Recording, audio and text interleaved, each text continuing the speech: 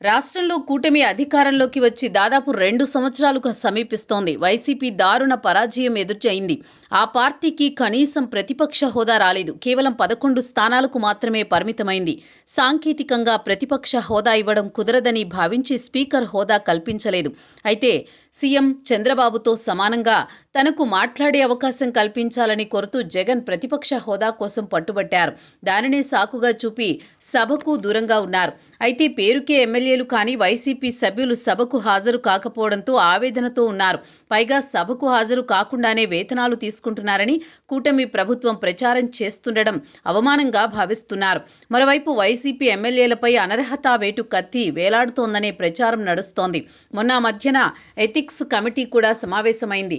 సభకు రాకుండా వేతనాలు తీసుకుంటున్న వారిపై చర్యలకు ఆదేశించాలని స్పీకర్ను కోరే అవకాశం ఉంది. మరోవైపు speaker Ayyanna, deputy speaker Raghurama దీనిపై సీరియస్ గా ఉన్నారు. సభకు రావాలని వైసీపీ సభ్యులకు పిలుపునిస్తున్నారు. సభకు హాజరు కాకుండా వేతనాలు ఎలా తీసుకుంటారని ప్రశ్నిస్తున్నారు. ఇటీవల దేశవ్యాప్తంగా అసెంబ్లీ స్పీకర్, డిప్యూటీ స్పీకర్ల సమావేశం ఉత్తరప్రదేశ్లో జరిగింది. అక్కడ కూడా ప్రత్యేక ప్రస్తావన తీసుకొచ్చారు స్పీకర్ అయ్యన్న. జాతీయ స్థాయిలో సైతం తమ విషయంలో చర్చ జరగడంతో వైసీపీ పూర్తి మనస్తాపంతో ఉన్నారు వైసీపీ ఎమ్మెల్యేలు. గత 2 ఏళ్లుగా తన ప్రత్యేక హోదా ఇవ్వనిదే సభకు హాజరు కానని జగన్ తేల్చి చెబుతున్నారు. సభకు వెళ్లాలని సీనియర్లు సూచిస్తున్నా ఆయన పెద్దగా వినడం లేదు. పైగా వైసీపీ నుంచి గెలిచిన వారిలో సగానికి పైగా కొత్తవారే. వారు సభకు వెళ్లాలని బలంగా కోరుకుంటున్నారు. కానీ జగన్ పట్టించుకోవడం లేదు.